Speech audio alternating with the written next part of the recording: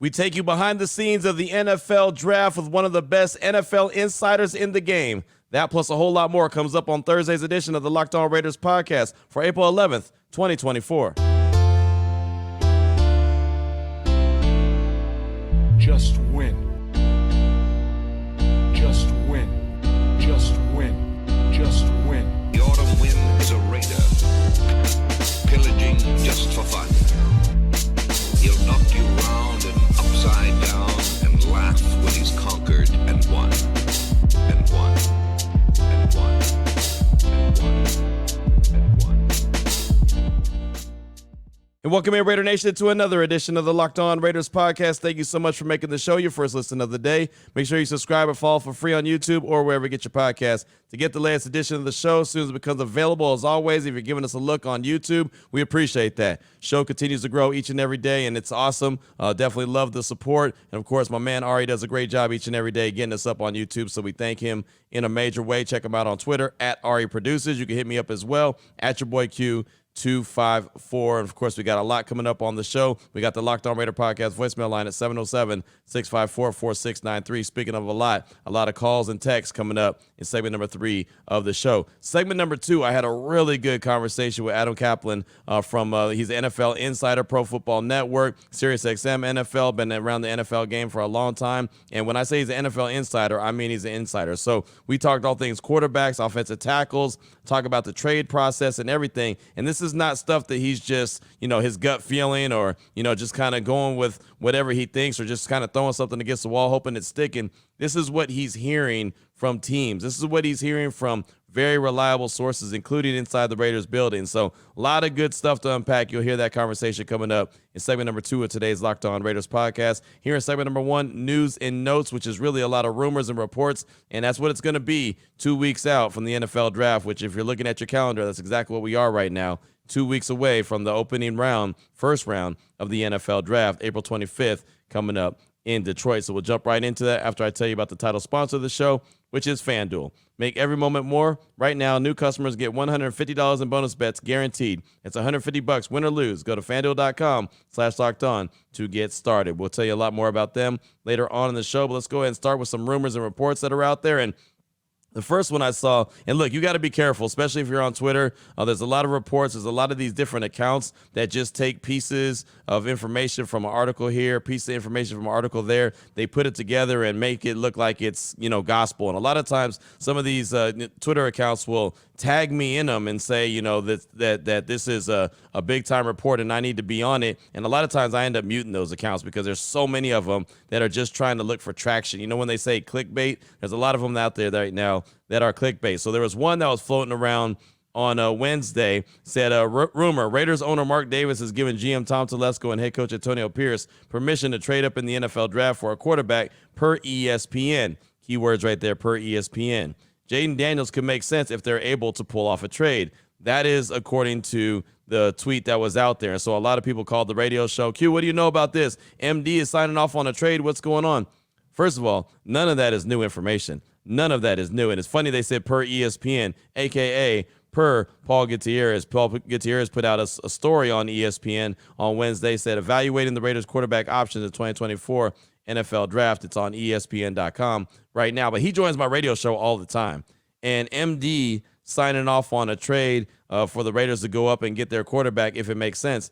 That's something that he's been saying, not just for Tom Telesco and Antonio Pierce. He said that for Josh McDaniels and Dave Ziegler. He said that for John Gruden and Mike Mayock. He said that for everybody. And the same is true for Derek Carr, moving on from Derek Carr. If that makes sense, go ahead and do it. If you have, the stones to do it because you feel like that's the best move that needs to be made, go ahead. I'm not going to get in the way. That's what MD has been telling everybody. But the piece of the story that this Twitter account took from Paul Gutierrez's story, again, it's called Evaluating the Raiders Quarterback Options in 2024 NFL Draft, says, sources say Raiders owner Mark Davis has given his blessing for Telesco and Pierce to make a move, any move, so long as it makes sense. Read into that what you will. Again, that's from Paul Gutierrez's story right now. You can check the whole thing out on ESPN.com. And when he says sources, he means MD, right? He means MD. And so, look, that's, again, something that he's been saying for the longest time. Every time he's been on my radio show, he said that,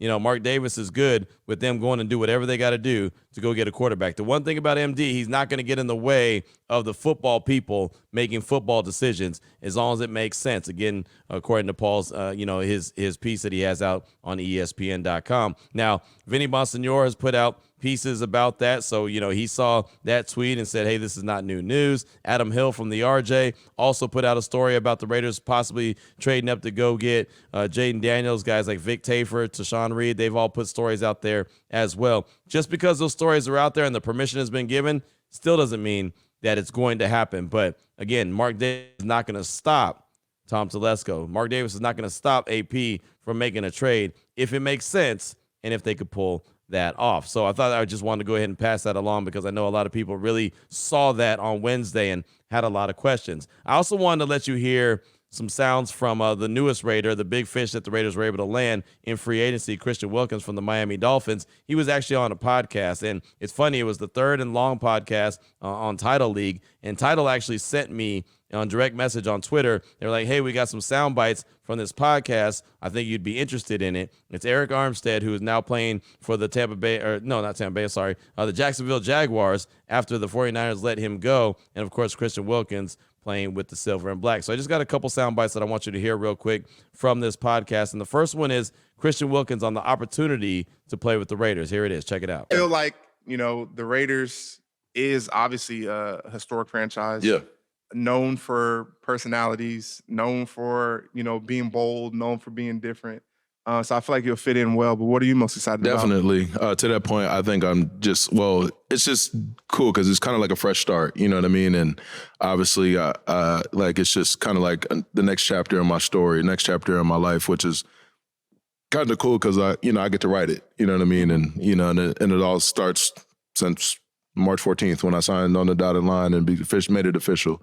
So that's really cool. Obviously, just looking forward to just becoming a part of already what kind of has been established there. Just good energy where, you got a head coach who's a player's coach and allowing guys to be themselves. And, he's a former player, so he knows what it is. He knows what it takes. And obviously, just for me, I'm just looking, obvious big one is looking able to help out number 98 the best I can. Obviously, playing next to Max Crosby will be really cool experience. He's obviously a heck of a player and probably my favorite player in the league, just because of the things he does and all that stuff. So I'm just looking to be able to help him out, help the younger guys out. And again, I just feel like it was kind of my purpose and my calling and just like my call to, move on to this next journey, this next chapter, and to shine my light somewhere else. So I'm just looking forward to all the things that's going to come with it, going in there with an open mind, and just the spirit I always had, just with the work comes first, grinding, and, see where you end up. And I think, the organization's headed in the right way. Again, there's so much to be excited about, just from a team standpoint, and just, everything's happening, I feel like, right there. And I just want to add to it as much as I can. So there you heard Christian Wilkins and Eric Armstead talking about the opportunity to play with the Raiders. And, a lot of people hit me up when I said that there was going to be players that wanted to play for AP. There was going to be players that wanted to play for the Raiders. And, when they were kind of slow in free agency, and they haven't really done a whole lot in free agency, people say, oh, where's all these players, Q? What are you talking about? Where are all these players? It's not a big deal. Look, Christian Wilkins could have gone and played for a lot of different teams. Yeah, he got the bag from the Raiders, but he would have got the bag anywhere he went. Any team that wanted a defensive tackle and they had the money to give it to him could have landed him, right? He chose to go to the Raiders. He sees what they're doing. You heard what he said at the end. They're going in the right direction, and he gets to play with Max Crosby, someone he's excited about. So the Raiders are a location that free agents are going to want to come. Obviously, AP doing what he's doing, but the players that they have there as well, namely 98, Max Crosby. So the final soundbite I want you to hear from this third and long podcast, again on Title League, is Christian Wilkins. Him and Eric Armstead are talking, going back and forth on Wilkins being a menace on the field, something that we've heard a lot about. Can't wait to see in 2024. Check it out. So your teammates love you. Your opponents hate you. Yep. Mm-hmm. Absolutely. And I wouldn't have it any other way. Truly, I would not. So you're one of those guys that, people love to play with but hate to play against. Yep. Proud. Why are you such a menace on the field? Hey, again, it's just part of what it is. Like, I'm petty. Super petty. Super petty. But for again, sure. we're grown men getting paid a great amount of money but we're playing the kids' game. So no one's gonna steal that joy from me. You know what I mean? I'm gonna have a lot of fun. And if you're not having fun on the other end, I'm gonna let you know about that. You know what I'm saying? Or whatever. I'm not gonna let too much of my secrets out there. But, I already knew you at this point, but I haven't played against you in a game. We're playing against them in 2020, the COVID year. Oh, yeah. Stadium's empty. Quiet. Stadium's empty. They are killing us. Yeah, I think the final score was like 48-13 or something, 42. Yeah, anyway, go ahead. Do that. Speak to it. Don't Yeah, I do that, remember. bro. Yeah. We had a bad year. Yeah. 2020. They just score on us, bro. I'm mad. Yep. I'm You're mad. I'm mad. I'm on field goal block. He on field goal protection.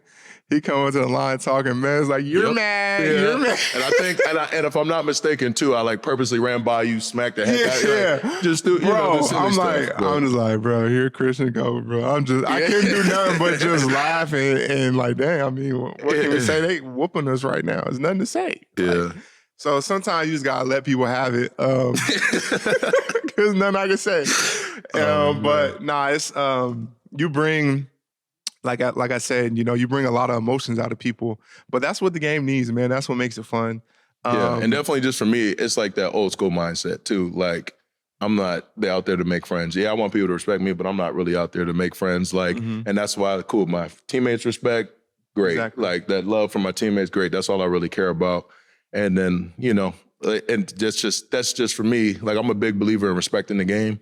That's kind of how I respect the game. So I thought that was really cool. Again, that's something that we heard about. Can't wait to see what it looks like on the field. Christian Wilkins is one of those guys that just talks and talks and talks. Obviously, he backs up his talk with his play, but that's what Max Crosby does as well. So I can't wait to see and hear him try to get under the skin of opposing teams. And, of course, going to have to try to get under the skin of the Kansas City Chiefs and Patrick Mahomes twice a year. That's going to be fun between Max Crosby and Christian Wilkins. I'm here for it. Cannot wait to see it. The final note I have for you for segment number 1 of today's Locked On Raiders podcast, before we get into the conversation I had with Adam Kaplan, NFL Insider. We'll do that in segment number 2. Mel Kiper Jr., my guy, is having another pre-draft conference call this morning at 10 a.m. Pacific time, so I'll be on that, and I'll bring you a lot of sound bites. Last time, we were supposed to have a Field Yates conference call. I wasn't going to be able to be on it, but I requested a copy of it. Never got the copy. So I'll be on this one for sure.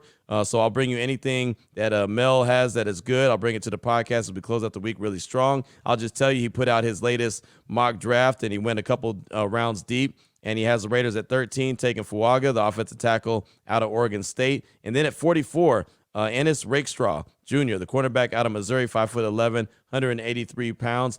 Quick summary on Rakestraw, anyone that might not know him.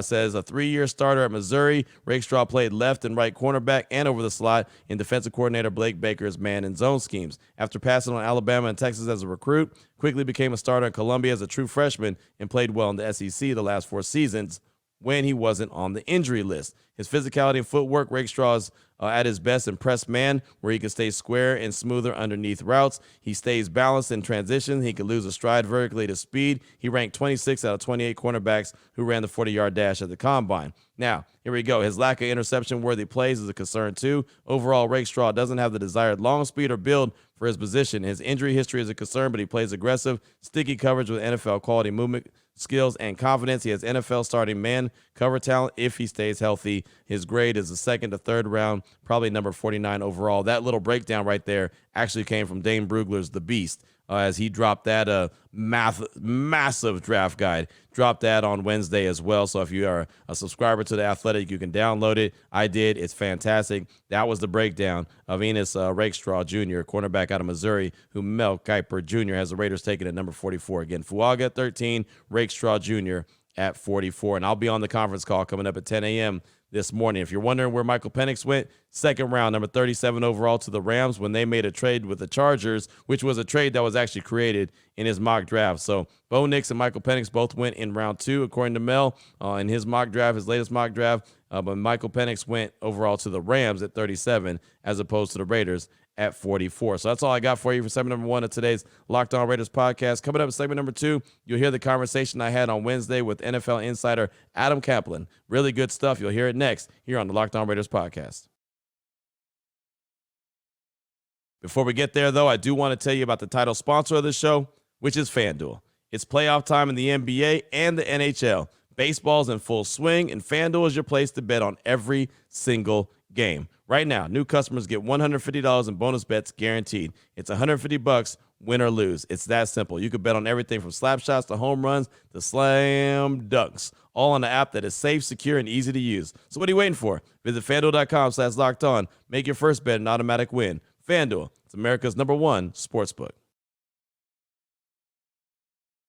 All right, Raider Nation, here we go. Segment number 2 of today's Locked On Raiders podcast. Want you to hear this conversation I had on Wednesday's show on Raider Nation Radio 920, Unnecessary Roughness. And look, it wasn't a real lengthy conversation nationally. Adam Kaplan, who is a very good NFL insider, is not hearing great things about the Raiders roster, right? Still believes it has a lot more holes than I believe it has. But again, I like to hear what these guys have to say, especially guys that are actually talking to people in the building, talking to guys around the league, not just, sitting in someone's basement trying to come up with something, throwing it against the wall and hope that it sticks. So hopefully you enjoyed this conversation. I know I did. I thought it was very informative. And that's what I like to get out of these conversations is some really good information. And Raider Nation, I think you will as well. The conversation starts off with us talking about the quarterbacks and how he ranks them and why. All right, so let me just let me explain. When I talk about that, I put them in tiers. I project what they will be as quarterbacks at the next level. So, like for instance, J.J. McCarthy very well might go in the upper half of this draft. Talking to people for the draft that I trust. People in college scouting, coaches, front office people, J.J. McCarthy is mainly second-round grades. It doesn't mean that he won't go in the upper half of the first round. So when you talk about ranking players, McCarthy would be way down on my list, but again, there's a saying in the National Football League, and the Raiders unfortunately going through this now, when you don't have your franchise quarterback, you're always going to be looking for one. That's why these guys get overdrafted now. So how would I rank them? After Williams, I've got it in my latest mock at ProFootballNetwork.com, which came out a couple weeks ago. I had Jaden Daniels 2 as the second quarterback go off the board. Drake May 3 to the Patriots. After that, it's probably going to be McCarthy, who I think the earliest he would go if there are no trades would be to the Vikings at 11. That would make a lot of sense. They did not re-sign Kirk Cousins. They're looking for that franchise quarterback. And then after that, Michael Penix has got the medical issue. It's pretty significant. Multiple ACL injuries to the same knee. He's had the shoulder problems. He should go in the top 40. Bo Nix, top 40. After that, you've got Spencer Rattler, 3rd, 4th round. Michael Pratt, rounds 3 through 5, who I like as a developmental quarterback. That's pretty much it. It's not a great class. Every quarterback here has issues. It's just a matter of what you're willing to live with. As far as Michael Penix, we've been hearing a lot about him and, how he could be, as you mentioned, top 10 guy. He could end up in round 2. Yeah, I think he goes second round. I think the medicals could be the problem. He doesn't throw great off script, doesn't throw with a ton of anticipation, but he has an unbelievable arm, could make every throw. You could argue who's got the best arm of the draft. He certainly has one of the top 3, if not top 2. But the medical is most likely going to keep him out of the first round. Now, listen, if the Raiders do not get their quarterback where they're picking at number 13, and if they don't trade up, there's still guys that they could take later. Look, they have a contingency plan with Gardner Minshew. That's part of why he's there. At worst, he'll be their number 2 quarterback this year. If they get their quarterback in the first round, he'll be the backup. If they don't, he has a very good chance to start. That, as I'm told, is a big reason why he went there. He wants to have a chance to play. He might. But after that, to me, the guys who the Raiders could look at in the top 40, if they don't get one of those top 4 guys, again, McCarthy's going to be severely overdrafted. There's nothing special about him. He's a guy who realistically deserves to go in the 2nd or 3rd round, but he's going to be severely overdrafted because this is what happens. We wish him good luck. Guys won a lot of games, but there's nothing special about him. Bo Nix is sort of in that Penix category. There's a lot that you like. His tape at Auburn was not very good. tape at Oregon, very good, but not an offense that challenged downfield very much, but pretty accurate quarterback. Good player, a little bit older. Penix is a little bit older. I don't worry, though, by the way, for the record, I don't worry about age of quarterback. It doesn't matter to me. I mean, unless the guy's 30 years old. If you remember, Chris Weinke was in his late 20s. Yeah. It means a lot at running back, but it doesn't mean anything to me at quarterback. It's about injury history and experience, and that's it. But then Rattler, obviously, in third or fourth round, that's a really good developmental quarterback if they cannot get that guy early. You mentioned trading up. What is the realistic chance that the Raiders could trade up from 13 to 2 to go get Jaden Daniels? Highly unrealistic.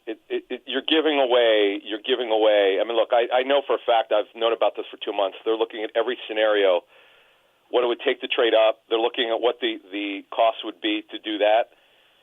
And it's something they're looking hard at. Now, I know Tom Telesco is a guy that people call conservative. It's not his deal. He has personnel control, by the way. He'll make the call in the end. Mark Davis would have to prove it, but if Tom wanted to trade way up, I'm sure he'd be able to do it. But the problem is here, the Raiders have so many needs, particularly on defense, not as many on offense. But quarterback, corner, guard, D-tackle, right tackle, still need another running back, still need another edge rusher. They just have so many needs. Are you going to blow your whole team out for one position? I never say never. It would be so enormous. I mean, it'd also be detrimental to the future because remember, and the Panthers are going through this when they traded up with the Bears last season.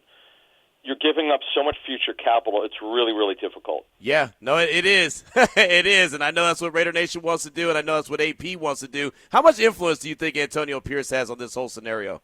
Look, he didn't work with Tom. He didn't know him, but as I understand it, they've developed a pretty good relationship so far. Person close to the situation told me that AP is going to lean on him to guide him through everything, and because now as a head coach, he's not the interim anymore. Now that he's the head coach who's in charge of the players, he's got to coach whoever they draft. So, and Tom's been around a lot of coaches in his career, whether it's in Indy, and obviously with the Chargers, and now with the Raiders. I hate to call this a rebuild. It's more of a retooling. This roster is a little bit better than people think, but they also have a lot of needs. They're not a playoff team as is. But if they get the quarterback and if that guy could play well and they don't have to worry about that position, it really makes things a lot easier. It's never easy, but it would make it a lot easier if they had that guy. I know you talked to a lot of sources about Jaden Daniels, and they have some really good things to say, and it seems like the only thing that they even are concerned about is maybe his size? Yeah, that's what I wrote at ProFootballNetwork.com. That's excuse me. His weight is going to be a concern, but he's tall enough. He's got good jets. He processes really well, which is very important for a young quarterback. And there's not much to like. Look, you can make a case that Jaden Daniels should be taken over Caleb Williams. That's not going to happen based on what I've heard since January. I feel strongly that it will be Caleb Williams. That Caleb Williams has a stronger arm. He's more solidly built. He's more like today's quarterback. But the thing about Daniels, which he's got over Williams, Daniels will stay in the pocket. Like he's willing to take the hit. Caleb Williams likes to make a lot of off-script plays. It's hard to make your money on doing that at the next level. That is the concern with Caleb Williams. Got you. Adam Kaplan with us here on Raider Nation Radio 920, Unnecessary Roughness. So when it comes to offensive tackles, it's a pretty deep class. If the Raiders don't get a quarterback, say at 13, who do you think the best tackle would be, especially at the right side? All right, so here's what I have in my mocks. I've done 4 for ProFootballNetwork.com. In the last one, I gave them J.C. Latham, who's right. He could play tackle or he could play guard. In fact, he's told people he'd like to play guard. He was more than willing to do it, and obviously the Raiders have a need there. But if they draft him, he's their first day right tackle. There's no competition. He's the right tackle. Colt Miller's been a really good story. It's pretty interesting. Colt Miller, who everyone buried in 2018, everyone around the league thought the Raiders reached for him. And Gruden didn't get a lot of right with the draft, but that was a great pick. So you don't need a left tackle. They need a right tackle. That's who I would put there. I have him being available, by the way, at 13 as of right now. Where would you put Fuaga out of Oregon State? What do you think about him? Yeah, he's going to be right there. I mean, he could go in the top 10. You can make the case. See, I have him going a little bit earlier than Latham. he's going to play left tackle. He's just so massive. We can make the case that he's the best offensive lineman. He's better than Joe Alt. It just depends on who you speak with. Joe Alt's enormous. I mean, he's a huge dude who I have got right now going to the Titans at 7. Fuaga to me should be the next tackle. Fashanu from Penn State should be after that. He's his athletic freak. He's long. I don't see that being a smart pick for the Raiders because you'd hate to take a kid like that who should be a left tackle and play him at right. I just don't see that being the case. No, that makes sense, and that's why we have you on the show. Again, Adam Kaplan, Pro Football Network, is with us here at Raider Nation Radio 920. There hasn't been any trades as far as teams try to get up in the draft right now, as of now. Of course, we saw what Minnesota did, acquiring that pick, number 23 from Houston. Do you expect that to happen anytime soon, or are they going to wait for draft day? Let me explain to you how this works. So every team, all 32 teams have what are called trade calls. 2 to 4 weeks before the draft, we're now at the 2-week mark. Every team talks with every team. They've talked about every scenario, trading up, everyone trading down. They never wait till they're on the clock. So this is why some trades take literally 3 minutes to execute, because they've already had this done 2 or 3 weeks before the draft. So Tom Telesco will already know well before he gets to the draft what the cost is to trade up anywhere from 2 to 12. He'll already know every single spot. And then what happens is if that guy drops, if it's the quarterback, now there could be he could look at another position, but obviously if you're going to trade way up, it has to be for quarterback. He'll already know. So to answer your question, that's exactly what's going on now. That's why there are very few trades, because teams want to know. Let's say Telesco made a trade right now, and he hypothetically traded up to number 5. Well, if he wanted one of the top 3 quarterbacks, well, most likely all 3 were gone. Well, why would you make that? Why would you do that? Why would you make a trade now? So you want to wait until you're on the clock or close to it to make a trade. It just wouldn't make no sense. Again, you have all of this worked out. This is why, other than the one snafu that happened many years ago when the Vikings screwed up with Mike Tice, when they wound up taking, I think it was Kevin Williams at D tackle, it was pretty good, but they actually did not make their pick on time. They were there, they were not prepared. But folks, that never happens anymore. That's an awesome nugget. It really is. I had no idea about that 2-week process that you just talked about when it comes to the trade. That's phenomenal stuff right there. I like that. Well, Adam, we'll close out with this. I mean, we talk about a lot of quarterbacks. We talk about a lot of players that we expect to go early in the draft. Is there a player that you feel like we're not talking about enough right now that's going to surprise some people? Yeah, I still think this guy goes in the first round. Cooper DeJean, who broke his leg, he's good. I mean, he's worked out for teams. See, the thing that hurts him is what makes him great. He could play outside corner. He could play slot corner. He could play safety. He actually played a little linebacker at Iowa. He could return punts. The guy's an absolute freak. I mean, he's an athletic freak. It's just, where does he go? I think he goes in the 20s. Could be to the Rams, or it's a team that needs a corner, but the key for him is, do you understand how to use him? That, to me, is going to be the key for Cooper DeJean. So there you go. I love the quarterback rankings. You know, I love the reasons why he had the rankings. He has a lot to say about J.J. McCarthy, talked about Michael Penix and the injury history, broke down the offensive tackles, and really the great nugget that he dropped when it comes to, the 2-week process, which if you look at the calendar, we're 2 weeks out right now from the NFL draft. All the teams are making calls. They're putting draft, trades together right now. They're putting the framework together. Very good nuggets right there from Adam Kaplan. Hopefully you enjoyed that conversation. I know I did. No doubt about it. I mean, I damn near ran that thing back again just because I thought it was that informative. So hopefully you enjoyed that as well. Coming up in segment number 3, your calls and text draft that Locked On Raider podcast voicemail line 707-654-4693. That's coming up next here on the Locked On Raiders podcast. Before we get to that, though, I do want to tell you about eBay Motors. Passion, drive, and patience. That's the formula for winning championships. It's also what keeps your ride or die alive. eBay Motors has everything you need to maintain your vehicle and level it up to peak performance. Superchargers, roof racks, exhaust kits, LED headlights, and more. Whether you're into speed, power, or style, eBay Motors has you covered.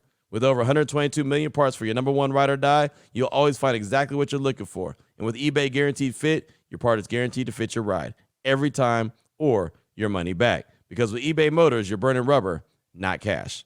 With all the parts you need at the prices you want, it's easy to make your car the MVP and bring home huge wins. Keep your ride or die alive at ebaymotors.com. Eligible items only. Exclusions apply. eBay Guaranteed Fit only available to U.S. customers. Here we go, Raider Nation. Segment number 3 of today's Locked On Raiders podcast. Want to get into your calls and texts? Draft that Locked On Raider podcast voicemail line, 707-654-4693. Let's start things off with Raiderific in the 818. He's calling to talk about a couple quarterbacks that could be options for the Raiders in this upcoming draft. Hey, Q. This is Mr. Raiderific from the 818. First-time caller, long-time listener. Calling in today to talk about a couple quarterbacks that might be an option for the Raiders. Well, something I know you've talked about, too, is that, J.J. McCarthy. I don't really like him either. I just don't really think he fits. I think there's a lot of hype around him. But I know something that came up on the podcast was, would we really even want the quarterback that now Jim Harbaugh, the guy in the division, coached up and knows everything about? That, to me, just seems like he would know the weaknesses and be able to really know how to attack if we ever had McCarthy. I don't really think that'll happen, but those are just my thoughts. The other thing with that is with Michael Penix. So we know Michael Penix did really well. I'm loving Michael Penix as a fit. I think he would bring back the deep ball to the Raiders. I really like that option. But we all know he struggled in that game against Michigan, where now Jim Harbaugh and the Michigan defensive coordinator is at the Chargers, divisional rival. Would we really want a quarterback who struggled so much against Michigan now going up against them twice a year? I still like Penix as an option. Just wanted to hear your thoughts on that. Have a good one, everyone, and go Raiders. Raiderific, thanks for the call. Definitely appreciate you. Hopefully that's not your last call, my man. J.J. McCarthy and Michael Penix. Those are two guys that will have been talked about, two guys that seem like they're both kind of rising up the board quite a bit, and love what Adam Kaplan had to say about J.J. McCarthy. He doesn't do anything special. He doesn't do anything special, but there's no doubt that Harbaugh knows McCarthy really well. He knows the ins and outs, right? I mean, he does. He's with them. That's why I think that he's trying to sell him at such a great quarterback. He's trying to get someone like Denver or the Raiders to go make a move for him so he can play him twice a year. I do believe there's something to that. Penix obviously knows how to defend, or Harbaugh knows how to defend Michael Penix because he did it in the national championship game. But I'll say the one thing that Penix was missing in that game was Dylan Johnson. Dylan Johnson was huge. He was injured. He got injured in the game against Texas the week before, had a high ankle sprain and still tried to go out there and play, and he just wasn't very effective. Michael Penix needs a strong run game. The Raiders plan on having that, and he needs guys that can stretch the field, and the Raiders have those guys, and I think they're going to add more, right? So I think that he would still be able to thrive in the Raiders system. I just think the only problem with Michael Penix is, the injury history is what people are going to be concerned about. But again, he's my number 2 quarterback behind Jaden Daniels. Thanks so much for that call, my man. Like I said, hopefully it's not your last one. Definitely appreciate you reaching out. Up next, got a lengthy text from Pre Young in Tacoma, Washington. Very lengthy text. Hey, Q, I like the show. I discovered it a few years ago. About the draft, I think because Bo Nix likely not be available at 13, the Raiders ought to trade down for an offensive tackle. I think right tackle is a primary concern. Not sure if Thayer Munford is the answer for a team trying to put the league on notice and do some damage in 2024. In the second round, they could trade up for Michael Penix. And then in the third round, draft a guard. I like our corners, Jack Jones, Nate Hobbs, Jacorian Bennett, and Brandon Faison. Maybe we could add a quarterback to the rotation in the 5th round and draft a backup wide receiver in the 4th. Don't think quarterback is a glaring need as media will make it out to be. I'm concerned with Penix's ability to throw outside the pocket. Last year at Washington, he had a 38% completion percentage when forced to move. I like Bo Nix because of his scrambling ability. Also, he seems able to throw on the run across his body. He's competitive, passionate, seems to be a good leader. Penix also seems to possess similar character traits, but for the Raiders, I think they need a gunslinger who keeps plays alive with his feet. Let us not forget, against the Minnesota Vikings, when the Raiders were in field goal range, Aiden O'Connell got sacked, taking the team out of field goal position, resulting in a loss. Last point, I think another receiver could be added to the mix. Why not try to re-sign Hunter Renfrow for league minimum? He's a veteran who knows how to get open, has good hands, and would be a steady personality in the locker room for younger players on the roster. That's from my guy, Pre-Young Raider from Tacoma, Washington. So thank you so much for that text. I do appreciate you. I'll start from the bottom and work my way back up to the top. Hunter Renfrow is not coming back to the Raiders, right? I mean, once he was released, he's on his way. I know that he hasn't been re-signed. I think he's going to end up in the NFC South. I think he's either going to end up in New Orleans, possibly Carolina, somewhere closer to his home. Hunter's a good dude, right? I wish him nothing but the best, but I think that ship has sailed. I think he wants a bigger role with the team, and I don't think he sees that bigger role with the silver and black. Talking about, the Vikings game when the Raiders lost 3-0 and talking about Aiden O'Connell and his sack that took him out of field goal range. Don't forget, they were in scoring range and Hunter Renfrow fumbled. Remember when he fumbled and gave the ball back to Minnesota? That would have been a big one as well. As far as, kind of comparing and contrasting Penix and Bo Nix, I think they both have traits that, teams are going to like. And I think they also have, concerns that teams are going to look at and say, yeah, I don't know. So I got you on that. Clearly, Penix is not your flavor of the month. Clearly, Bo Nix is, and that's cool. I'm not really a Bo Nix guy, but he does have some mobility, and he has a lot of experience in college with over 60-something starts in his career. Jones, Hobbs, Bennett, Faison. Yeah, those are some really good corners as long as Ja'Cory Bennett steps up. I think that based off of what Antonio Pierce told us at the Combine, I think that the Raiders really want an alpha dog cornerback. So it's not necessarily that the media is making it sound like a big deal. Antonio Pierce made it sound like a big deal. That's what he told us while we were sitting in the room with them there in Indianapolis. Get another corner to go across from Jack Jones and Nate Hobbs. That's what he said specifically. So I'm not really trying to fabricate something or make something up. I'm just relaying the message that the man told us. Thayer Munford, I think he's more comfortable at the left tackle position. He'll probably be a swing tackle, or maybe he'll kick inside the guard. That's a possibility.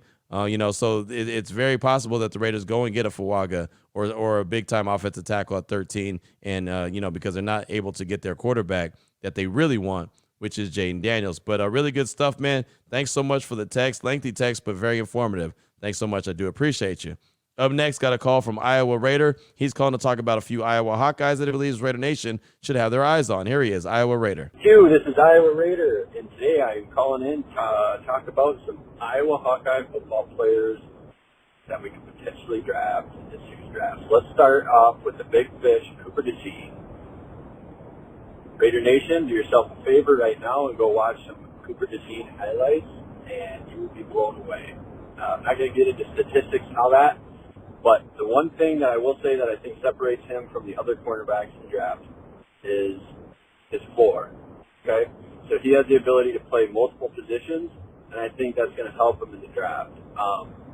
In order for the Raiders to take him at 13, I think a lot of stuff has to happen, obviously, in front of him. 5 to 6 quarterbacks need to come off. Top 3 tackles need to come off. The top 3 wide receivers need to come off.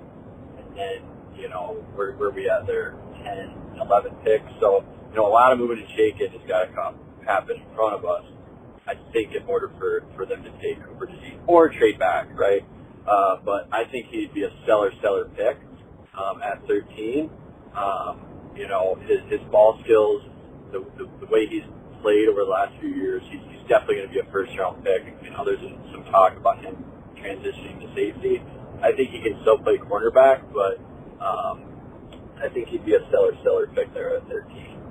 A couple other guys, Eric All, tight end, transfer from Michigan, tore his ACL halfway through the year.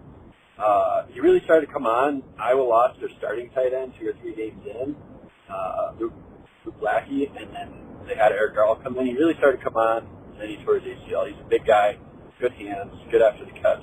I really don't see the Raiders drafting him 5th, 6th round because they added a tight end in free agency. 2 D tackles, Noah Shannon and Logan Lee. Noah Shannon was suspended for a full year for gambling, so there's really not a whole lot of tape on him this year. Logan Lee, good, big, three technique D tackle. Both these guys probably 5th, 6th round. Again, I don't see him going after a D tackle just because in the draft, just because of the re-signings that they had in the free agency. Again, I could be wrong, but I just don't see him going after him maybe that late for the free agency and the guys that they signed back to the roster. Last guy, Joe Evans, 6th-year senior, end. He just got better and better every year. 6th, 7th round pick, maybe the unrestricted free agent that they sign after, but definitely a name to look out for. Awesome. Thanks, Q. Bye. Thank you for the call, my man. I appreciate you. And yeah, Cooper DeJean makes a lot of sense in the first round, right? He makes a lot of sense in the first round. I don't know if he makes a lot of sense at 13. And it's funny, you heard what Adam Kaplan had to say in segment number 2. It's a guy that's not really being talked about. I know he had a great pro day. I mean, he had a fantastic pro day where he just wowed everyone with his athleticism, and he is a guy that could play multiple positions. I just don't know if the Raiders would want to get him at 13. There's nothing against him. I think he's definitely a super talented dude that's probably going to go in the first round. Maybe if the Raiders were to trade back, in the 20s or something like that, and pick up an extra, second round pick or whatever the case may be, maybe I could see them getting him at that stage. I'm not too sure, but he is a hell of a player. As far as your other guys, they're definitely later round picks and could be guys that, Tom Telesco and company are checking out. Thanks so much for that call. I do appreciate you. Just got time for a couple more. This one's from Grim Raider, a text. He says, hey, what up, Q? Grim Raider here from Virginia. Just want to say I'm really excited. Looking forward to seeing AP back as our head coach. Just knowing the amount of impact he had with just working from the middle of the season, with being the least penalized team, shows discipline. And, oh, yeah, that defense. Like Ice Cube says, a yay.